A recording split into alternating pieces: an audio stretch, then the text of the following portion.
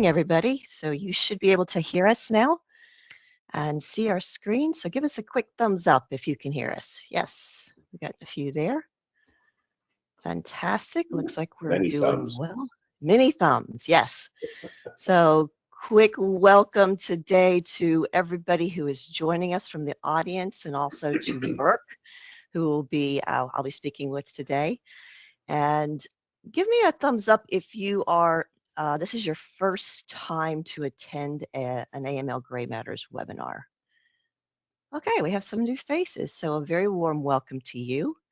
I hope you find it interesting and informative. We do try and learn and share as much as we can. We do have about 2 more minutes before we kick off. So a couple of quick announcements. There is a country risk reviews workshop coming up that I'll be hosting. Don't worry about writing down the link there. It will be provided to you in follow-up emails as well. Also in the welcome chat, I did mention there is a link to Burke's new book, How to Launder Money. And and of course you've also written, Burke, the due diligence for the financial professional as well, also on Amazon. And you told me earlier that you're about to release the next version of that. Is that correct? It's in the works. I worked for many years with a fellow by the name of Ethan Falco, and it's going to be Due Diligence for the Professional, third and final edition. Oh, third and final. Yeah, you really think that? You really think? I'm sorry. Hate That's to okay. bust It's okay. I hate to bust your bubble there. So for Burke, why don't you give us just a quick bio on yourself as far as because you do fraud investigation and just Yeah, kind of maybe how you got into it and why you're still in it, and just kind of give a little bit of background. sure. I've always loved finance, and I have no idea why.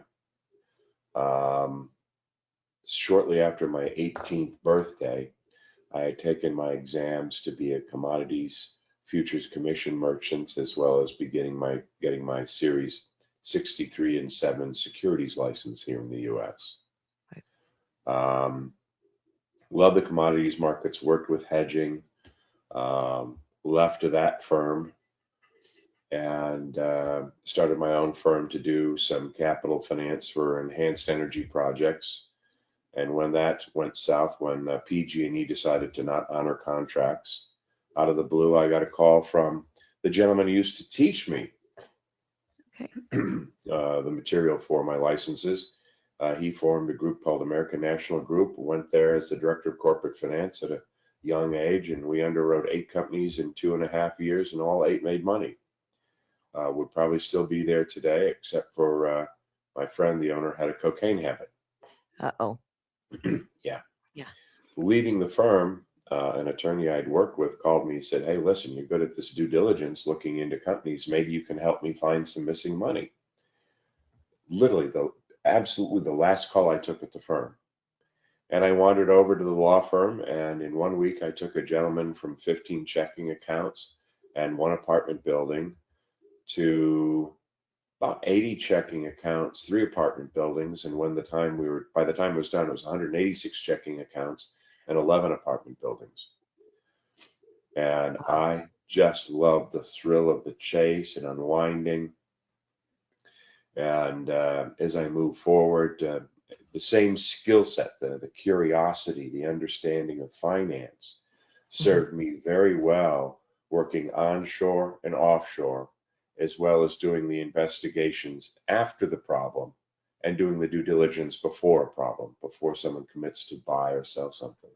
Yes, and I think that's kind of what we're going to be talking about today, and it is top of the hour, so we will kind of officially kick off here soon.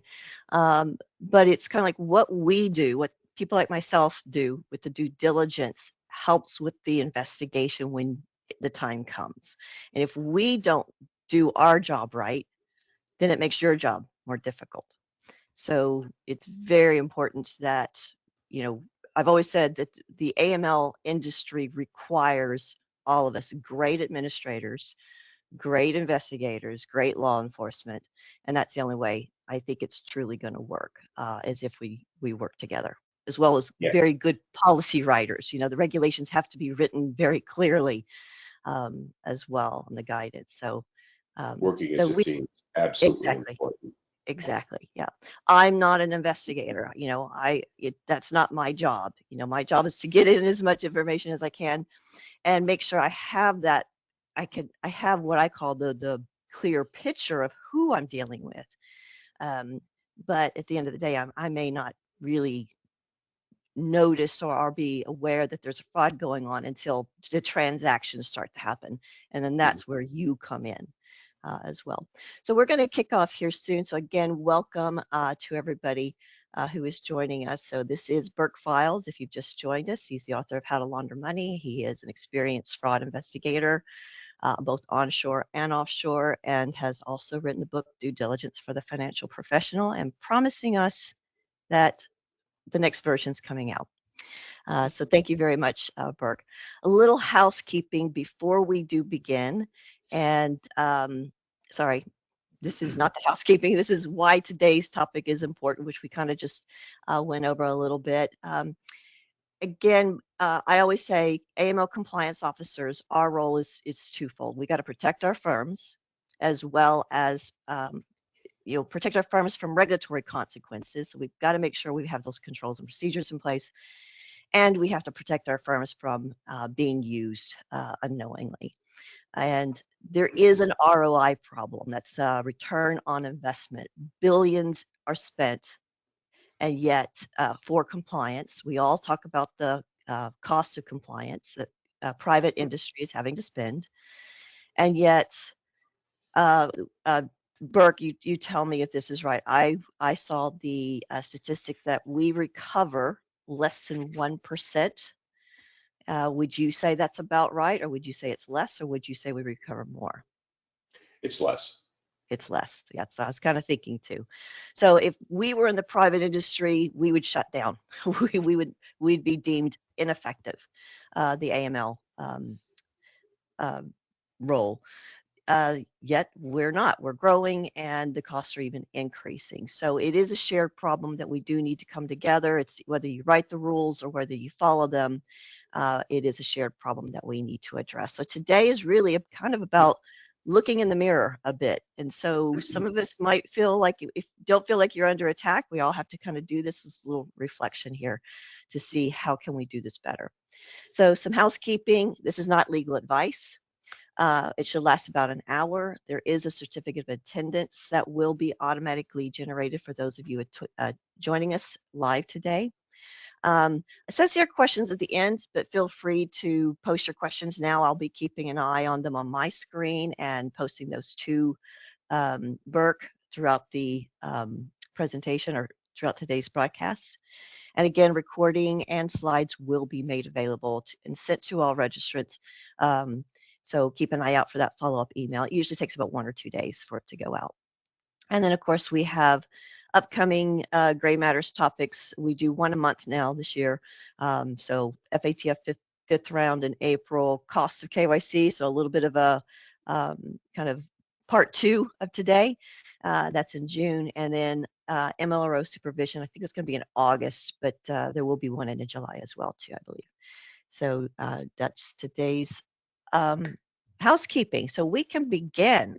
So um, go ahead, Burke. What's the reality out there? What are you seeing?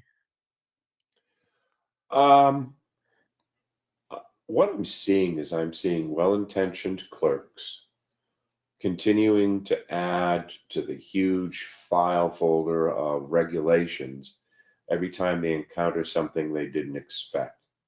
And it reminds me of a gentleman I still help with due diligence when he's buying businesses. First thing he wants to know, Burke, how big is the employee manual? And the bigger the employee manual, the happier he is, because now people are managing by exception as opposed to managing by direction. And that's what we're seeing. We're becoming absolutely overloaded with compliance gobbledygook.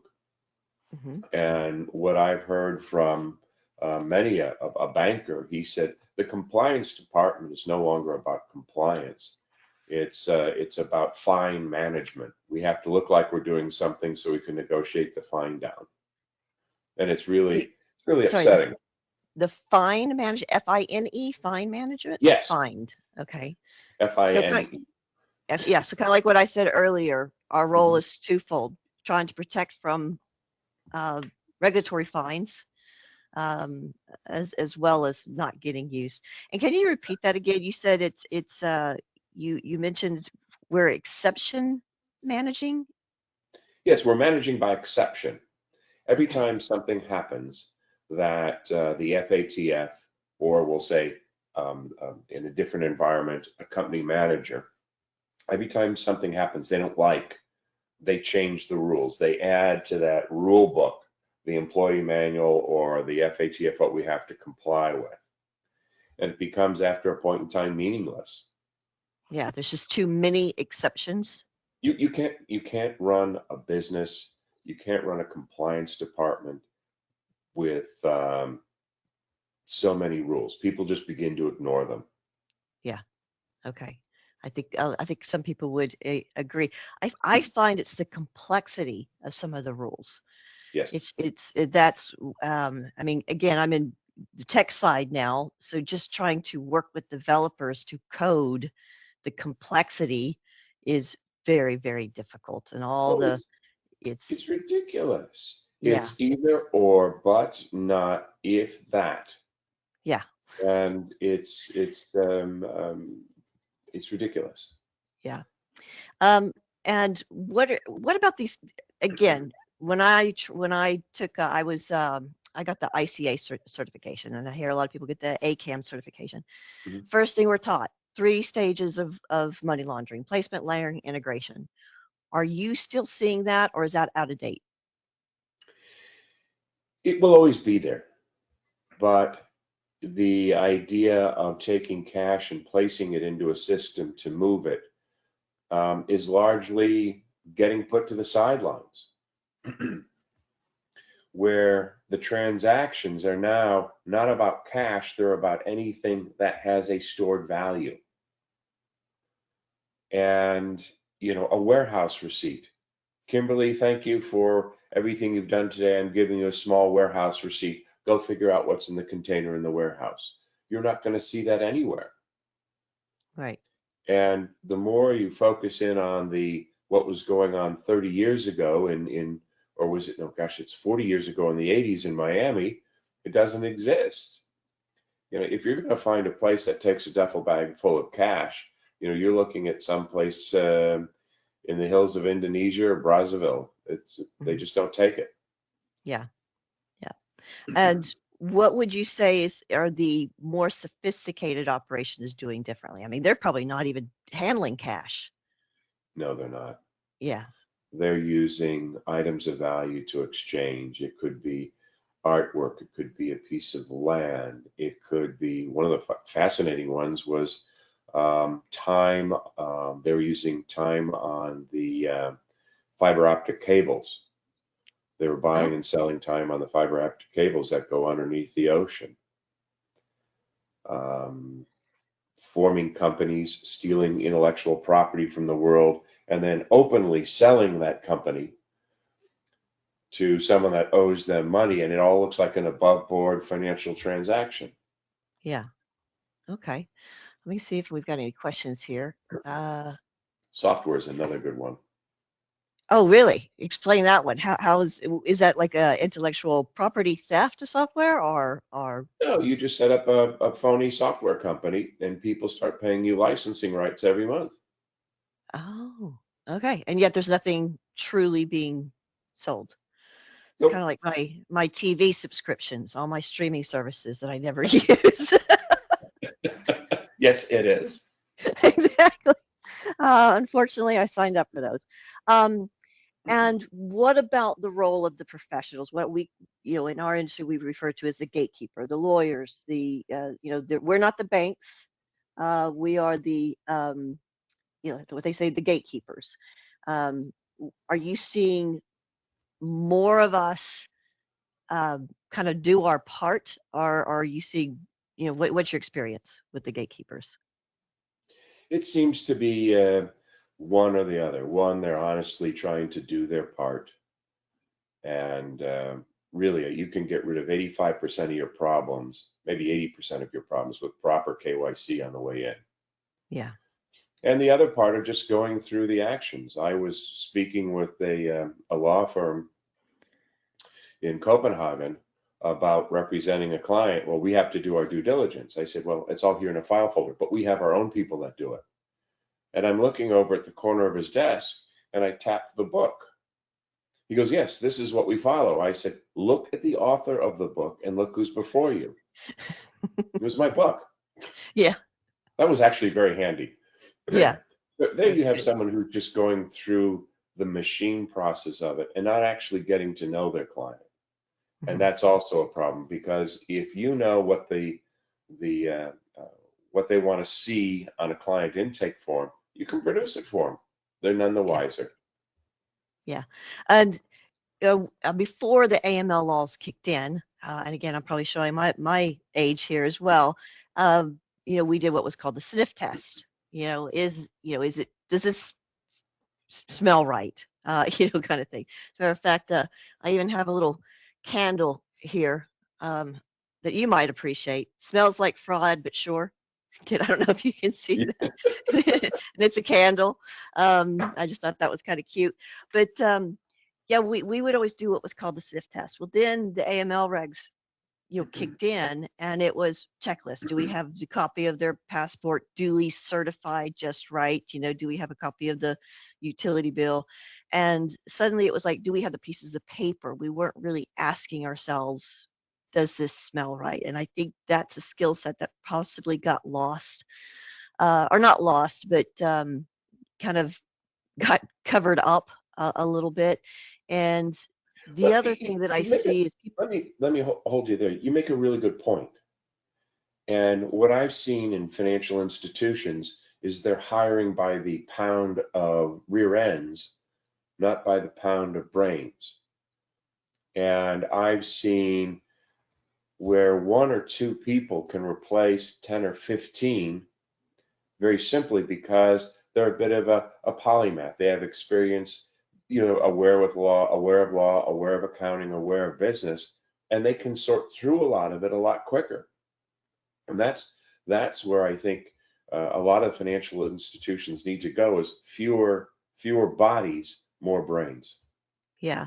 But here's the challenge, though, on the true challenge on the ground is that if you do try and say, all right, we're not going to do all this, but that's what the regs are requiring. They're requiring reports and more written documentation, and that's the only way we can defend ourselves from that regulatory fine.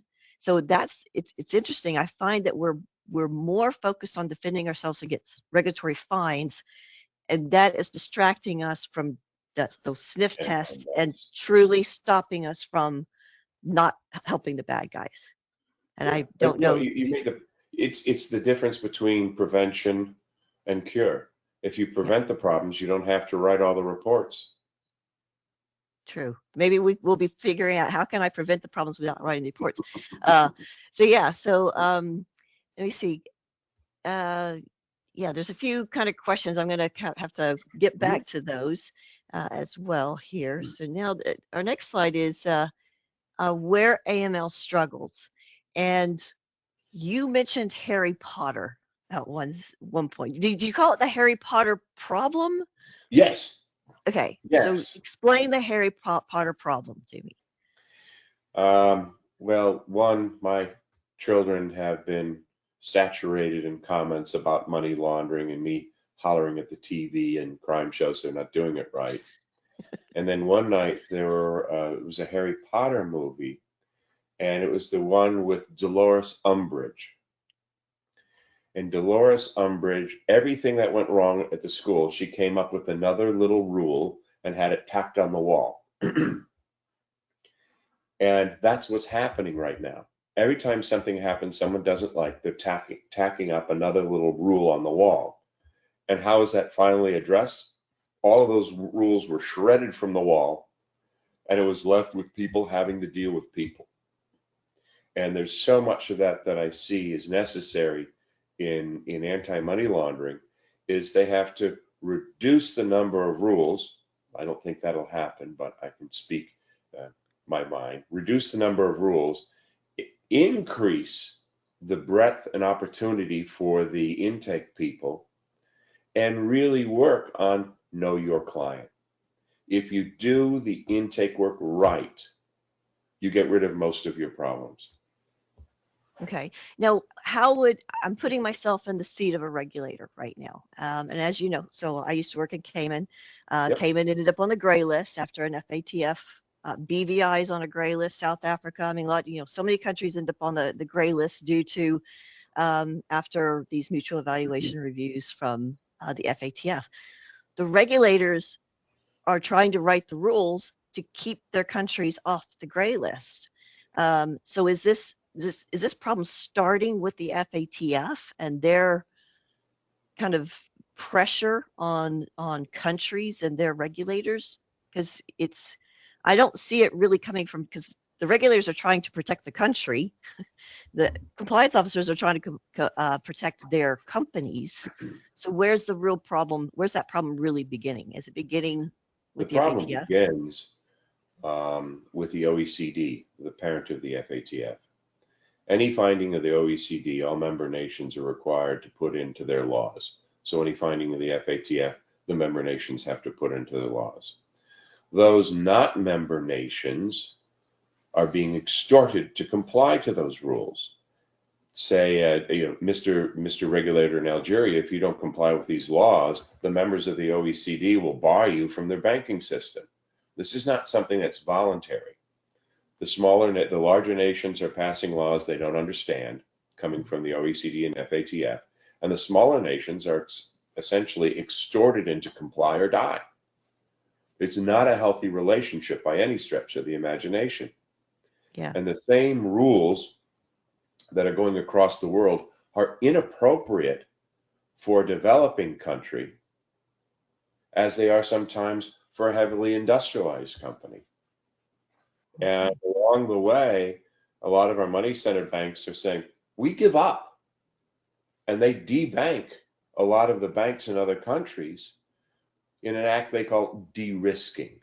Well, de-risking is telling you that they don't have a department that's paying attention to their corresponding banks. They're not providing the services. I've been in the basement of several large banks that provided custodial services, corresponding services for these banks.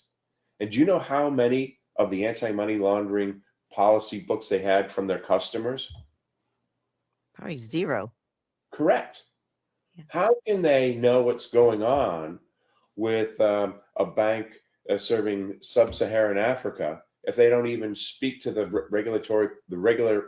regulator and the compliance people in that bank? They don't. They can't. So what they do is they just give up. Yeah. And that even happened to us. We Cayman company trying to pay an invoice for a UK based company when Cayman was on the gray list. And that bank in the UK said, nope, we're not going to take that fund. So we couldn't pay our vendor for about 6 months.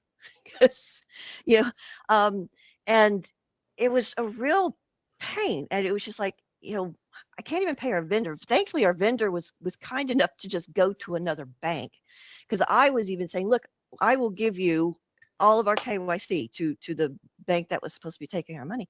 And they're like, no, it's just a flat policy. Yeah. I got frustrated because I called it, that's lazy compliance. You're not doing the due diligence. The regs do not require you to just not take our money. Oh yeah, that doesn't make them warm and fuzzy. Yeah, and but no, they didn't want to do the work. So our vendor thankfully just went to another bank, opened up a bank account, and we paid that bank account.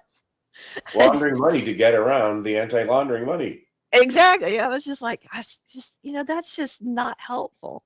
We were helping to write the anti-money laundering laws for Pakistan, and we were getting wires in from the Philippines, and we were distributing the money between US, UK, Australia, Uzbekistan, and Pakistan. First payments, no problems. The last payment, the payment was frozen because the bank compliance officer could not find a commercial bank in the Philippines called Asian Development Bank. Okay, but that's where That's was part where? of the World Bank, as I told the Okay, compliance person. They were in New York, which is exactly, as I'm looking at my computer, 4 blocks from you. Oh, there's no bank in New York called the World Bank. And it took months to unfreeze the account because of an idiot. oh wow, okay. Yeah, it was real Um, painful. so uh, and as far as I think you and I have also agreed, and I think a lot of people will agree, when it comes to these due diligence checklists, passports, IDs, certificates of incumbency, et cetera, the criminals know. I mean, the bad guys know what's going to be required, and they've got those documents ready. Yep. Um, and so it's when we do rely too much just on that tick check box. Again, great place to start, but it's not the end goal. I do still think you have to kind of look at that bigger picture as well. And I think you'd probably agree there. Um, Well, what about SARS? What's your thought on SARS? Overused, underused? um, I think the suspicious activity reports are essential if they actually contain information. Instead of just, oh, this guy wrote a check for $64,000 and it's suspicious. Well, they're not answering the question. Why is it suspicious? This is an actual matter I had to deal with. I said, come on. It's a one-time check for that amount. Did he have the money? Yes. Does he have more money? Actually, he has a lot of money. But he's never written a check for this amount. So I looked at who the check's written to. And here's one. I call up the client. He goes, oh, I bet you I know why you're calling. You're calling about a check that I wrote to so-and-so. Right. I said, I have one question. He said, what? And I said, red or white? And he laughed. He said, my wife wouldn't let me get a red pickup. It's a white one. He was 64 years old. It was a retirement truck. Yeah, Yeah, thank you. yeah, Not suspicious. yeah. We With should have as got a the red one. and and as a compliance officer, I'd be go, but wouldn't that be, tipping off? I mean, it's that tipping off rule makes it so hard to call up the client and ask, hey, what is this for? Tell me more about this, because that I think many of us are so afraid of getting, you know, slapped on the wrist for tipping off. How do we manage that? You have to actually have some people with experience. You look at the check. I recognize I looked up the name on the check. It was a recognized large car dealer in that part of the country. Mhm. Look at the back and the routing information on the check. That also tells you it's a little while ago. And it Yeah, went to their bank. Okay. My question is now take a look at automobile records. He's got a new tick on his record. Didn't show what type of vehicle, but he had purchased a vehicle recently. And that's, I call up, I'm from so and so bank. And without asking him what the check was for, he told me, I bet you're calling about the check to so and so. And if we had gone down the street and said, hey, bank compliance, this guy buy a truck, what would the dealership do? 90% of the dealerships would say, none of your business. We're not sharing customer information. right. And that gets back to the other part of SARS. Thank you. That was a beautiful lead in. Other part of SARS is there has to be a conversation with law enforcement and there has to be a conversation with vendors. Otherwise, you're just writing, you're writing about shadows on the cave wall. You don't know. Yeah, yeah. Um, and we talked earlier too about the volume problem. Again, being on with the silo compliance system, we're often asked, oh, can you, I would not necessarily ask, but we're often have other vendors try and say, oh, you need to feed all of our information into your system. And I've been like, yeah, no, that's not what, otherwise it becomes noise. Whenever, every time you get, every news article about every client in your system, every, what we call, some people call adverse media or negative news. And it's all about, oh, they've been sued or they're being sued, or here's the history of all their lawsuits from 20 years ago. To me, I think that's just noise. I don't really Boy that want the cried wolf. noise. You're absolutely right. Yes. It's a boy that cried wolf. Yeah. And it's Every time wasters. Who SEC care? violation that's not an AML concern or terrorist financing concern. It's a compliance issue but yet that is just constantly getting brought up. So, I mean, I agree. Sanctions, obviously, freeze orders. The true money laundering, terrorist financing, proliferation financing, that kind of stuff is needed. But I don't need every SEC violation. Well, Um, you also end up with the problem. It was a client many years ago. Um, Criminal charges were filed, and officers, directors, and doctors were arrested because this particular hospital, 80% of the patients in the hospital had bed sores. Now that sounds awful till you realize that a very ticked off doctor got out on the podium and said, if we could get rid of the people who didn't have bed sores, ideally 95 to 98% of the people here would have bed sores because we specialize in treating people with bed sores. Oh, that's the reason why they had bed sores. Yeah, All and right. that's the problem of sitting in the basement writing SARS, and to that extent, to our governments and law enforcement reading SARS. You're getting reports of people looking at shadows on the wall. We've got to do better. Yeah. And what about the SAR? Have you seen SARS? I mean, because I look at the different SAR templates that are being asked, and I can remember this is probably about 15 years ago, looking at a SAR template, and it was so bank centric. I mean, it was asking like, and of course, remember, I come from a non-bank industry, and it was so bank centric. It was asking like, what was the amount? What was, had very specific fields I had to fill out. Well, coming from a corporate service provider, I didn't have any of that information. It was just like, this transaction doesn't add up to our normals. And I felt like if they could just give me the opportunity to write what I had, but I was so limited with drop Correct. down menus and things like that. And I was just like, how is this information now going to be helpful to somebody reviewing it? I thought it's not, because I was limited in what I could write and what I could submit. Um, You're correct, and if you don't fill out the fields, it's worse than anything else. It just kicks back and won't let you do anything. yeah. And apparently, if you write in, information, you put in a random number or write in noodles, I can tell you it kicks it back too. Apparently, they don't like noodles. Oh, okay. Um, what what really is happening is AML, the way it was crafted in the beginning, was about harmful tax competition. And after the Patriot Act was passed in the United States, I was at a conference in Manhattan, and I went to speak with some Senate staffers. And I, sat with them. I said, "Well, the problem with this Patriot Act, I'd read it too. That's probably why I have, one eye's gone now. That this is about buttoning up an economy to recognize revenue and tax it." And they looked at me, goes, "You're right,"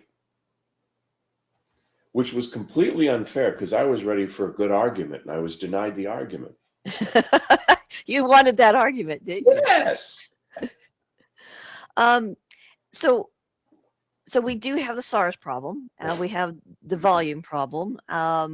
We've got what about any of our blind spots? Now, I put here, like the trade-based laundering and real estate blind spots. Are there any other blind spots, or would you agree that those are blind spots, or disagree? Um, if you are not familiar with trade, import and export, you shouldn't do it. Yeah, I Those completely people agree. that are familiar with it are very good and they can spot things, such as looking at the HS code and the average price for something. You know, one of my dear friends caught a company shipping gravel out of, rather importing gravel into India and paying for it, but it was labeled as heavy equipment. What they were doing was using import to get the rupees out into another currency. Yeah, yeah. Um, and he did that by going down and checking the container. The blind spots But isn't that are, customs job to check the containers? I mean, this is where it's like, was that somebody in a bank, or was that, to me, it's like, how does a bank person get down into the, port to check a container? I've done it. I You've done just it, go and down there and I say, this is my name, this is what I'm doing, here's my paperwork. And they go, don't get killed. okay. Don't you get, Oh, but would, I was Port of Long Beach, thank you. yeah, but was that not, why don't customs and, these port authorities, why do they not Yeah. have they don't care. They just want to It's bring in not the that they don't containers. care. When you look at there was a wonderful book called The Box. It was about the evolution of the container from the 60s forward. When you look at the sheer volume of containers, you can't stop and look inside every container. Then even if, let's say, we had the force to open up and look inside every container, what's in the container? Do you have something else you have to open up? Do you have to depack the entire container? Can you run it through a scanner? They're doing what they can. And I would say around the world that the people that deal with freight in the government are very good at it, but they're not going to catch everything. We're not going to have a hermetically sealed border. Okay. The other, there's a blind spot if you're dealing with type of an industry you're not familiar with. So you have to have people familiar with, like gaming. I get gaming. I should never be doing anything with gaming. Right. I get import export. I could help with the investigations, but I couldn't run something like that. Yeah. The other blind spot, which I find hysterical, is the ultimate beneficial owner.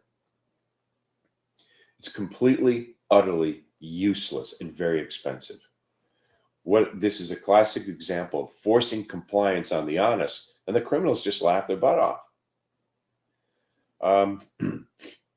I'm involved in a matter where a bunch of people have fake IDs. How many? About 300 to 400 fake IDs. And these IDs passed scanning and scrutiny because the fake IDs are that good coming out of the Orient. All right, they could set up a company under that fake ID. Mm-hmm. Many did, which explains why I got involved. Yeah. Set up companies with fake IDs. Okay, how can you figure out that it's a fake ID? You can't unless you're law enforcement. You can't. Is that because they just have the special tools, but they'd have to have the ID? We see, we don't necessarily have a copy of the ID or have the ID in front of us.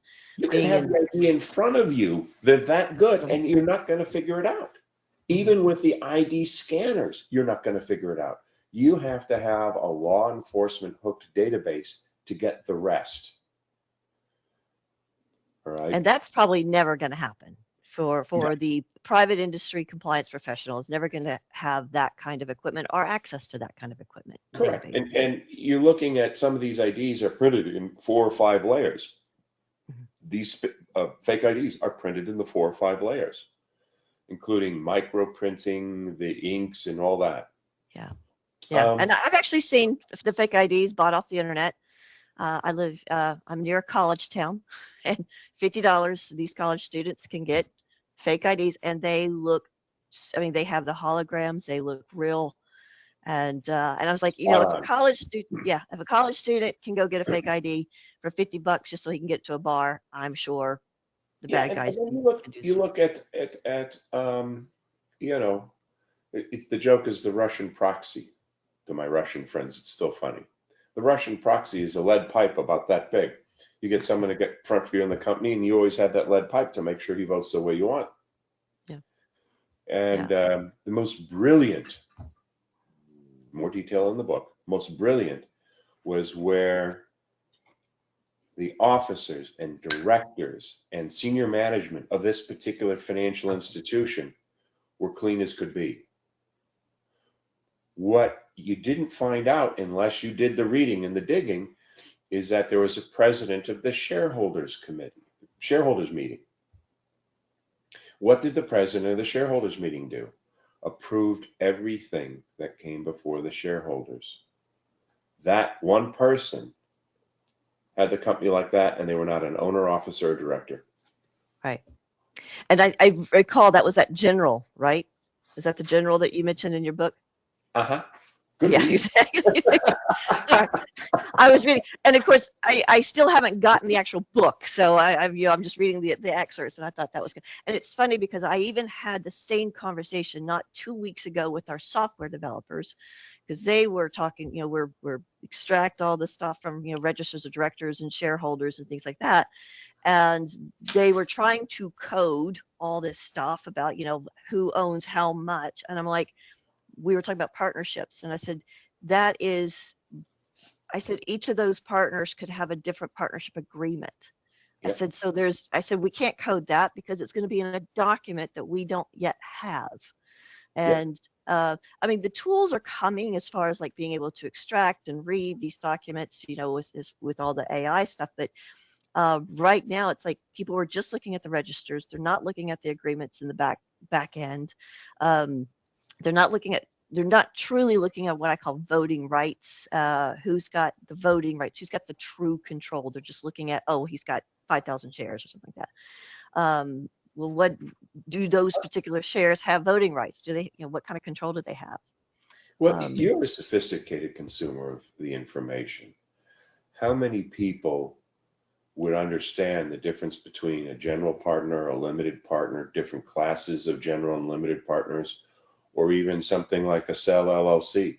They're just I not think going to get it. in our particular industry, I think we'll have more people than others. And I Sure. do think this is when you talk about our struggles, I think training is our biggest struggle. It's the reason why I do this Gray Matters webinar and keep it free, is because I came from, again, a legal secretary, paralegal, corporate secretary, and learned all that. I think one of my most valuable certificates of training that I have is a corporate secretary's certificate. It was like a 6 month course.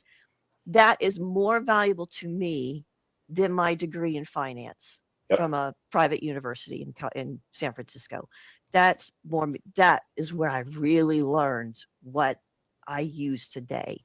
And whereas other people might go, oh, that's just a little secretary administration certificate, but that's where I learned, get into that. And I think we need to do more of those. I don't even know if they still offer that class, but I think because we focus so much on ACAMs and ICA certifications, well, that's just, if you don't know that corporate stuff, these documents, then we're It's going to going go right to, past yeah, it's going to go right past us.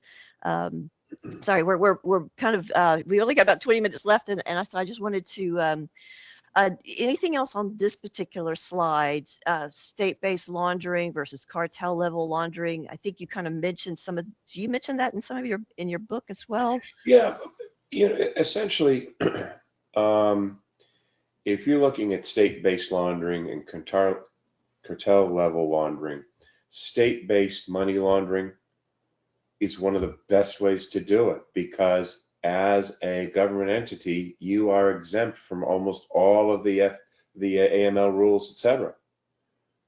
And there's a lot of, quote, clubs that are of officers in different countries that are running a couple of $1 million through their account every week, and it's exempt because it's a government entity.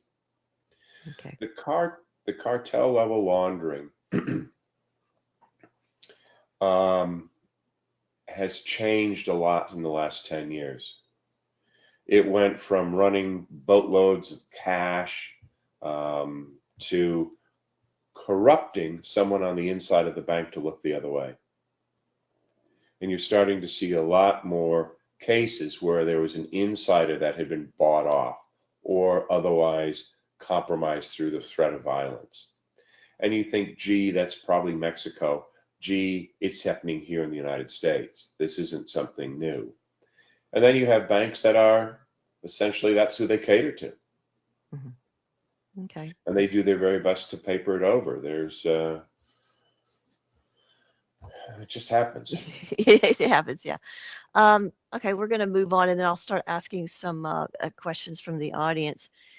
Kind of lightning round here. What needs to change? What would you say if you were king of the world, which you've already said that would be a mistake, but if you were king of the world, what would be the single biggest reform that you would do?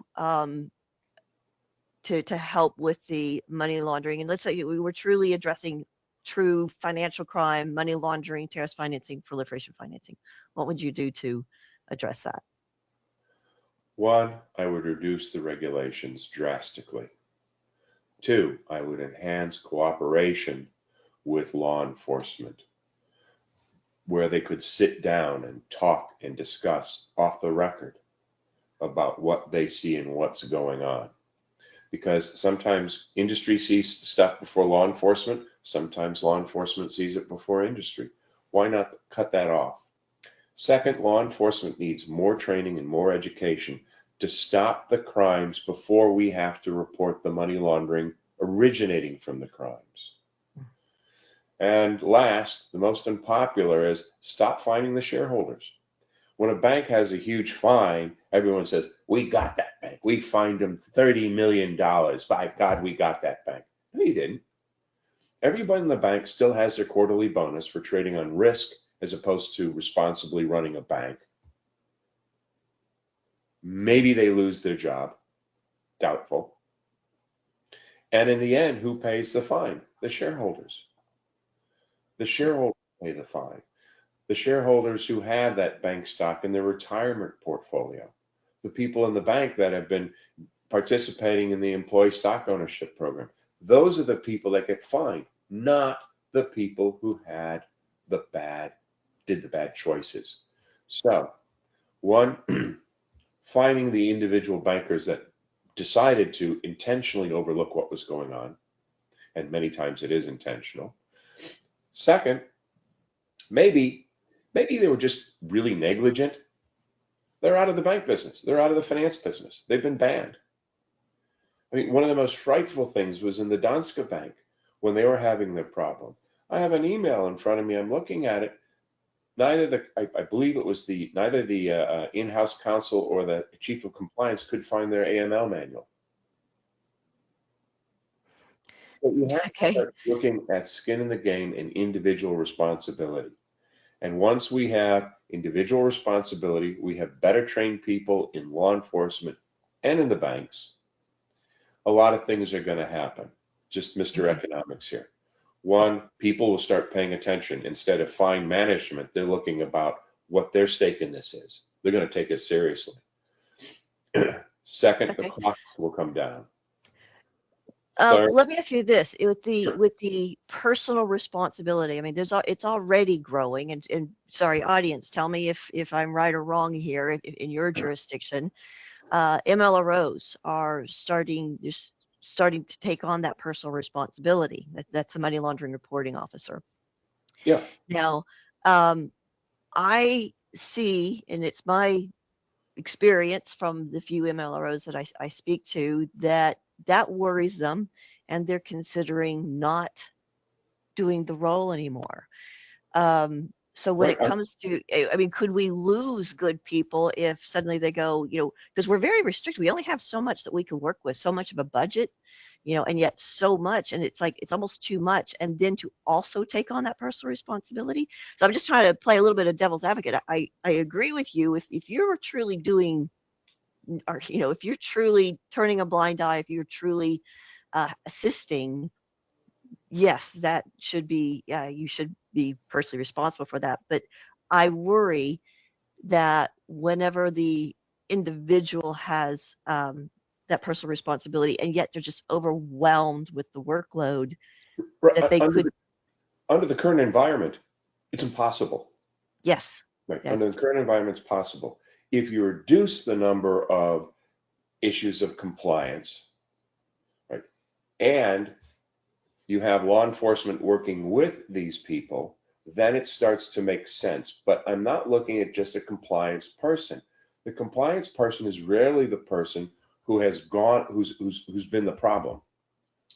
The problem has been senior bank officials deciding to go around the compliance person and not let them know. Those are the people that should be getting in trouble, not the compliance officer. Okay. Whistleblower programs, keep or toss? I'm ambivalent. Okay. Corporate transparency, beneficial ownership. I think you've already said that. Not helpful. It's useless. Useless. Okay.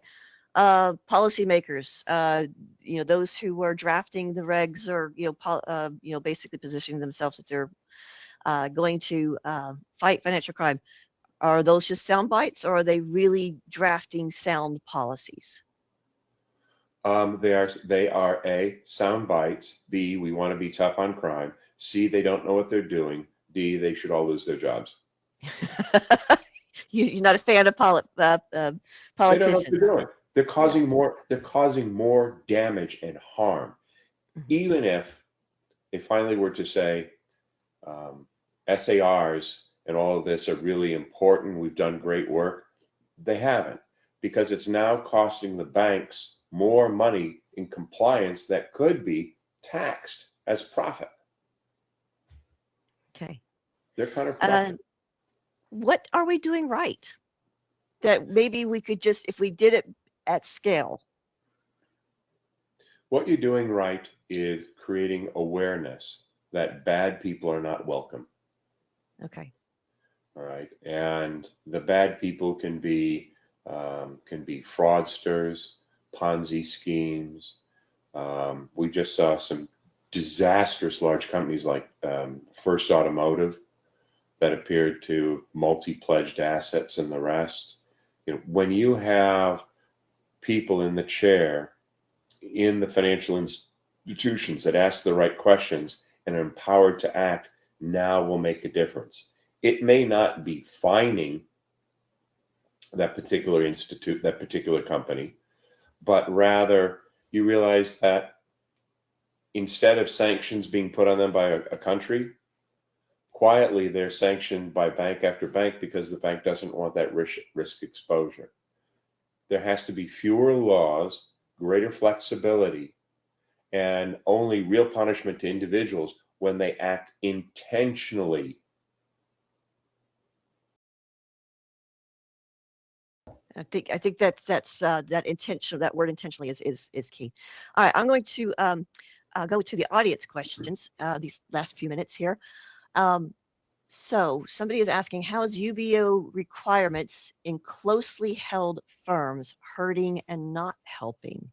And that's that ultimate beneficial ownership. So you're saying it's hurting, Yes. and you said it's closely held firms. Is it hurting that beneficial ownership? And of course, with that phrase "closely held firms," that's where I'm kind of struggling with, because whenever I talk about, like, I own a company, I'm the shareholder, sole shareholder, I'm the beneficial owner. That's easy. Okay, it's whenever you get all those complex structures, that I'm actually a big believer is, like, I'm going to look at the next tier up, and if there's companies there, I'm going to look at the next tier up. I don't even follow too much that whole 10% or 25% rule. I want to know everybody, because I'm a kind of a believer that you could have somebody with like less than 5%, and that could be the bad guy. So I'm going to still, I won't do like due diligence, but I'll still do, screen them and, kind of I'll kind of what Google stalk them is what they say. Just kind of really look into them, try and figure out who they are. But then, of course, as far as like getting into the who goes on the beneficial ownership register, they won't do that. But that gives me a bigger picture of You the made a whole good transaction. point. One, you're digging in and spending a lot of time to figure out whether they're good or bad. How much does that cost your financial institution? The answer is something. I'm talking about that applied over hundreds, if not millions of companies, how much time is wasted, and the bad guys can go around it in a second.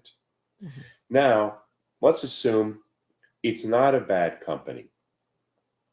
What often happens, and I've worked on many of these, is you have a company that is in a very competitive industry. So you can't go out and buy a piece of land or file a patent because your competitors know what you're going to do. You're signaling by taking those actions. So by hiding behind some element of privacy, you're able to make your acquisitions, you're able to put together your portfolio of intellectual property, you're able to retain your competitive advantage. The ultimate beneficial ownership often is absolutely disastrous to that opportunity to remain private. Okay. I didn't even think about that, but yeah, interesting. Okay. Let's see if I can get a Good few of question. these. Say somebody is asking about your book. You can find it on Amazon. Just there is a link in the comments there.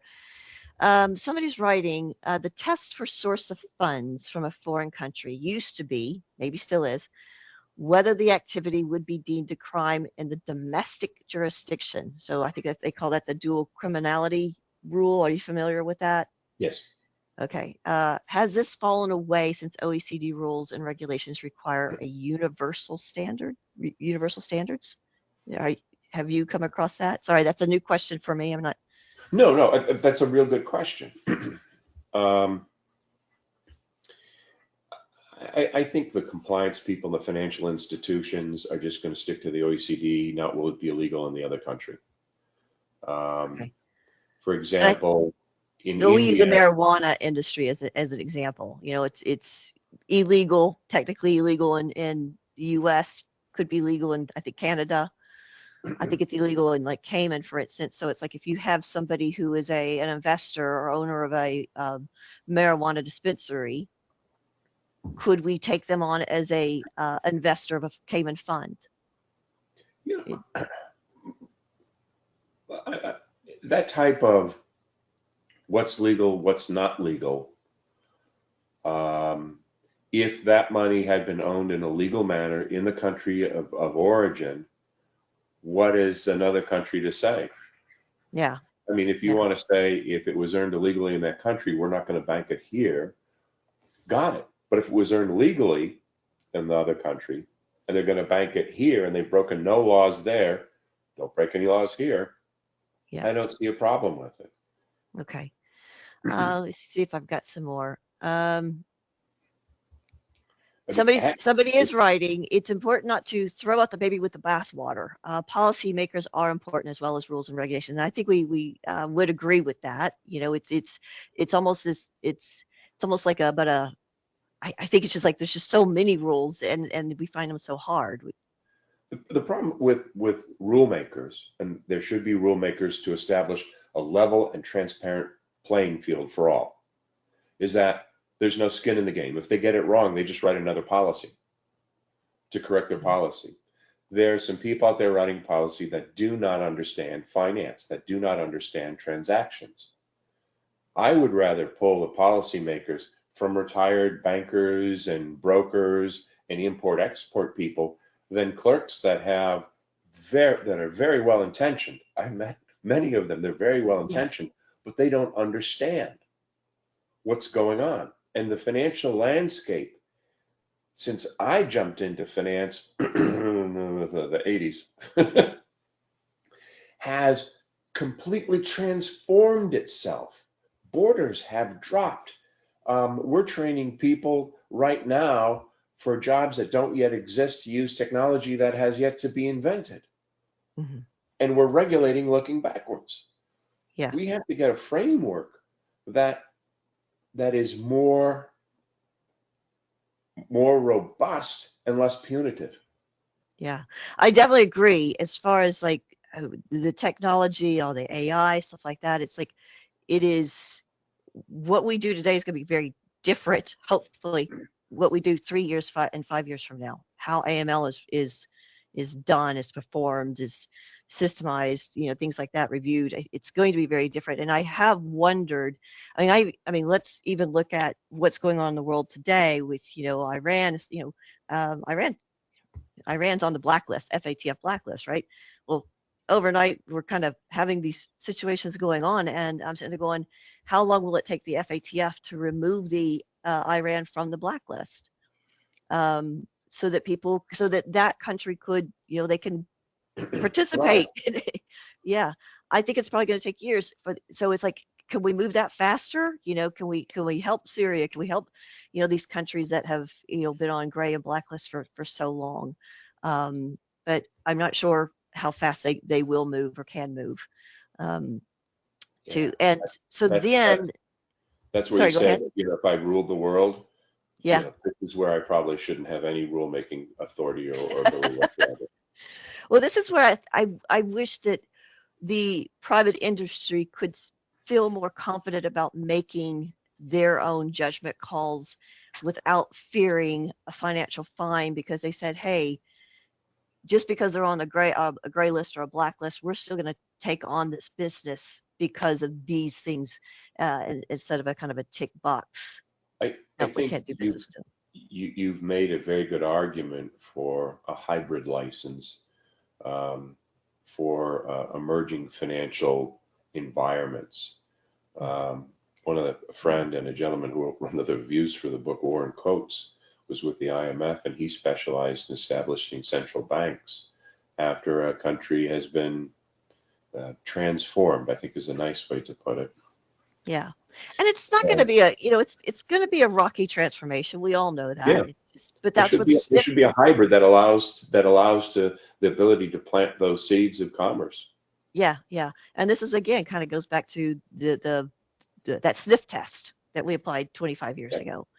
It's like, does this smell right?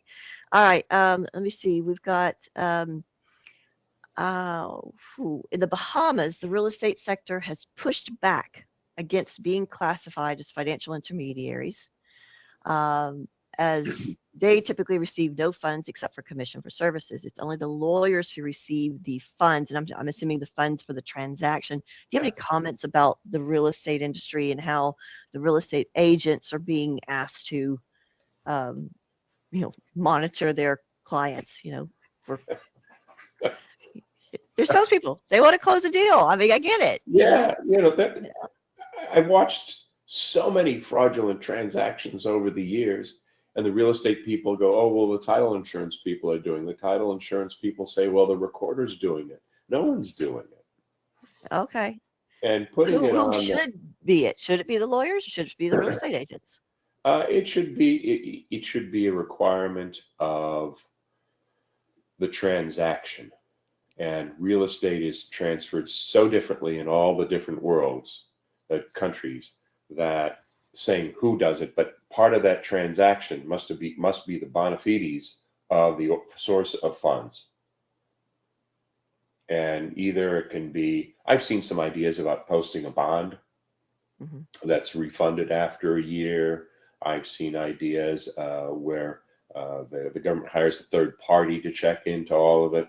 But the reason fraudsters use real estate is the laws on the forfeiture of real estate are much different than on the forfeiture of cash or securities or other assets. Real estate laws are generally fairly restrictive on the ability to seize that land or that property. And Okay. that's why a lot of money goes into ghost towers in Dubai, Miami, and other places. Yeah, I have to say it was probably about again 15 years ago. Somebody was living in Dubai and he was like, nobody's here. I'm in this huge high rise. I see no one. I'm like, how does that, work? You Somebody get has great right. service if you're the only one there too. Yeah, she's like, yeah, it was crazy. So somebody else is saying, isn't it true that most KYC frameworks only create the illusion of control and compliance while sophisticated criminals easily bypass them? Absolutely, I completely agree. I think you would too. I mean, that's Two thumbs up. um, yeah, two thumbs up there. It's interesting. A lot of these people, they're not questions. They're just kind of, um,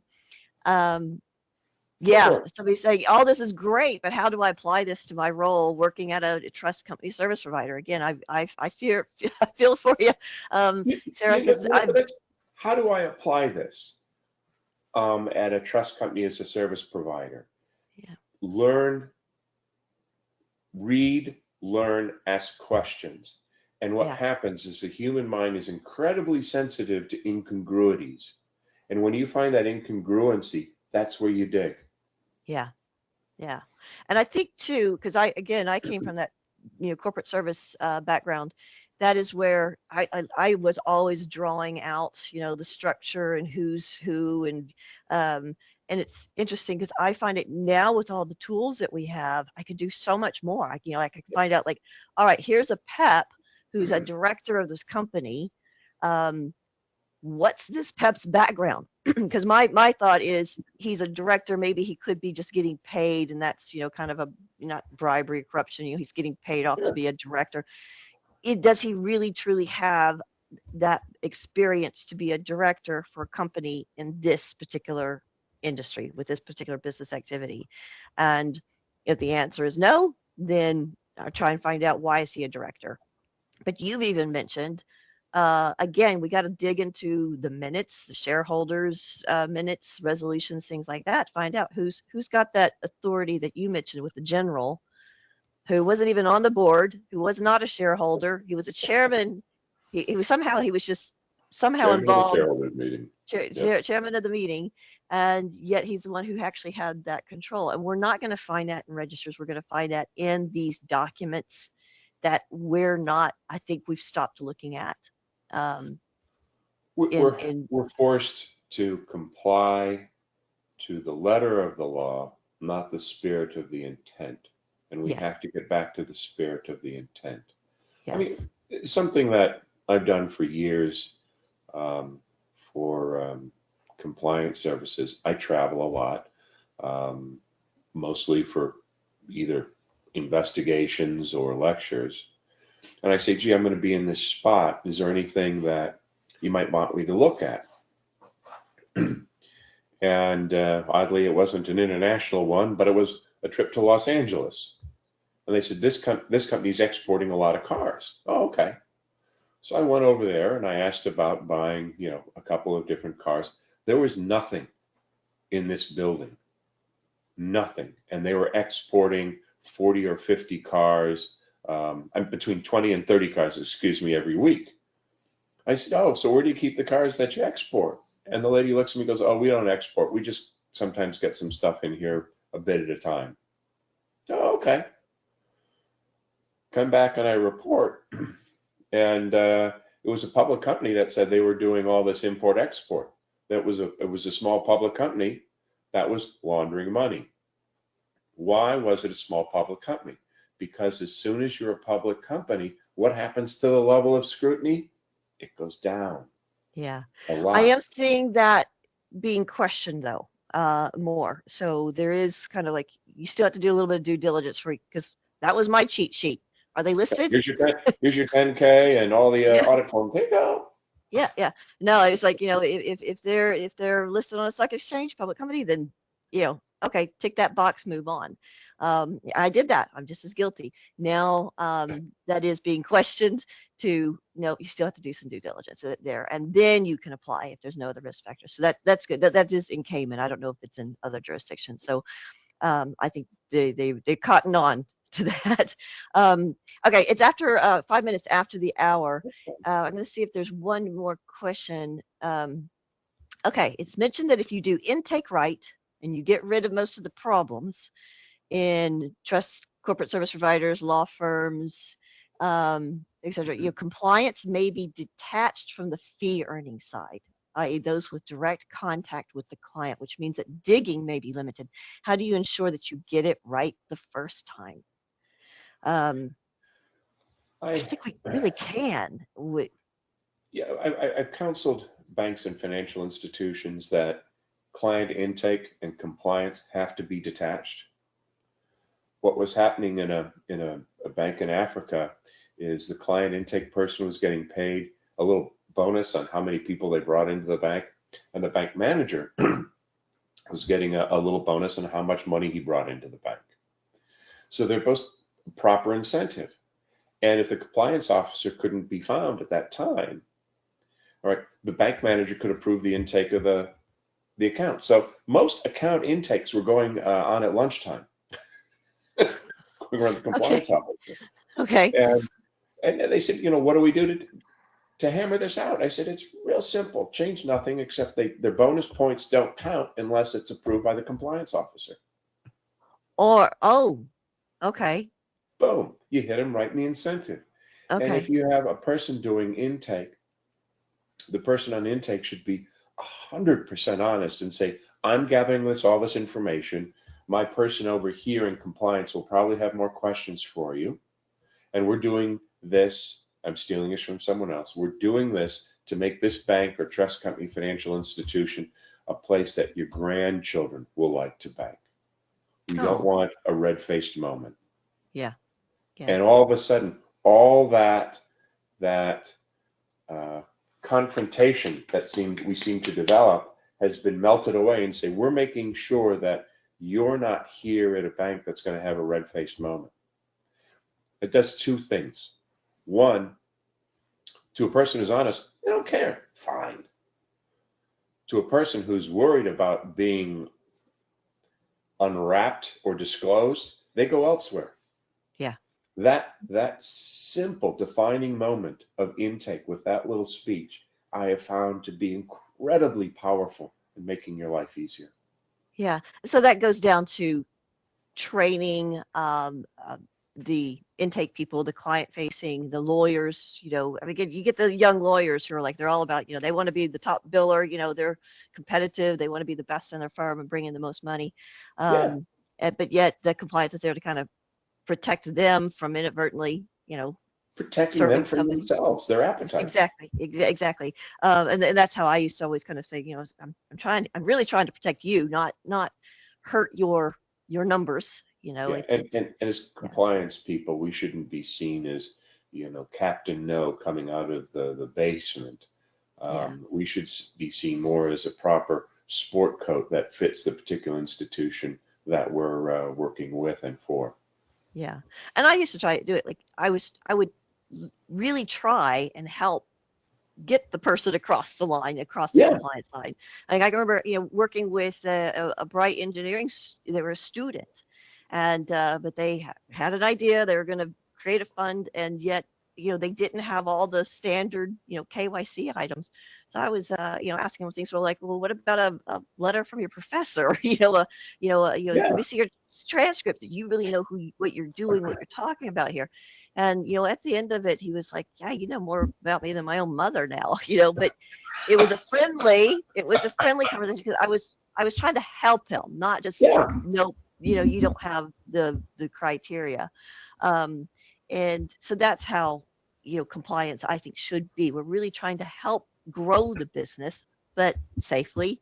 And as you say, without any red face moments in 5 years' time.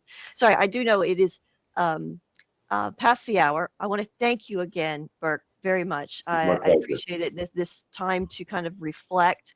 And if somebody does, and so your business, other than writing books, is you do kind of the fraud investigation. Is that correct with this feeinc.com? Is that I do due diligence on acquisitions, do the cleaning up the company if they're going to be acquired. I also do deep investigations on backgrounds for people on boards of directors, licenses, okay? and if all of that has been ignored, I've been very good at doing multinational asset recovery, working on cases from a few million to hundreds of millions. Okay.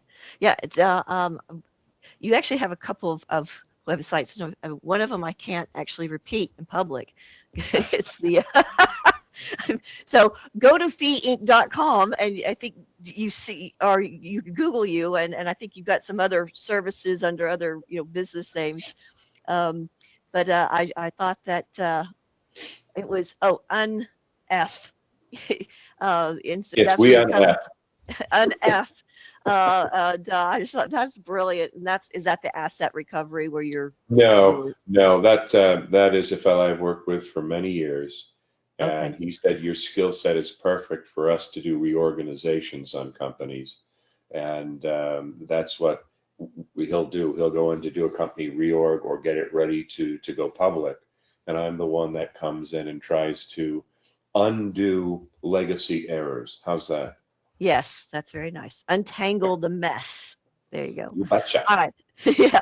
Well, listen, thank you again very much. I really appreciate your time. I'm looking forward to your book arriving, because again, I don't have the actual book, so it's supposed to arrive this Saturday. Oh, this Thursday, tomorrow. The And I'm new looking stock, forward. the stock sold out in the U.S. almost immediately, Yeah, and I saw that you which were number 5 in the UK. mhm, Is that correct? the So bestseller in the UK. Yes, number 5. bestseller. So that's congratulations. That's very Thank you. exciting. Um, yeah, so I'm looking forward to it. Like I said, I just got to print off one chapter and I was reading about the nominees and things like that. Yeah, So I'll be reading it this weekend. So The other thank fun you. chapter is how to bribe someone, how to give and take a bribe. Oh, okay. I'll have to learn that one. We're all Um, human. exactly. Thank you very much again, and thank you to our audience for your comments. Again, most of these were comments Great. that I think they were either kind of like, yeah, yep, yep. They either agreed with you. Um, Again, just to say, Burke's views. Sorry, we're not here to insult or oppress anybody. We're just trying to, reflect, look in the mirror, see what we could do better as Yes. an industry. So I really want to thank the audience for listening in and for your comments.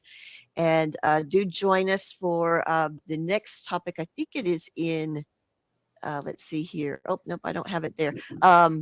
I think it's the FATF one that we're doing the 5th round. Um, and again, for those of you who do already do your country risk reviews, I am doing a workshop through the AML Inner Circle portal. So it is a 3-hour workshop, and it's going to be US $75. So there's the link to register, and we'll be looking at all kinds of sources to then you will have a takeaway at the end of the 3 hours that you could either present to the board or at least kind of tweak to your own industry. So do feel free to join us for that. And again, Burke, thank you very much. And Thank you thank for you having me. to the audience. And thank you, Tom, as well, for um, managing those questions. That was actually very helpful. Anyway, everyone have a great day. See you next month.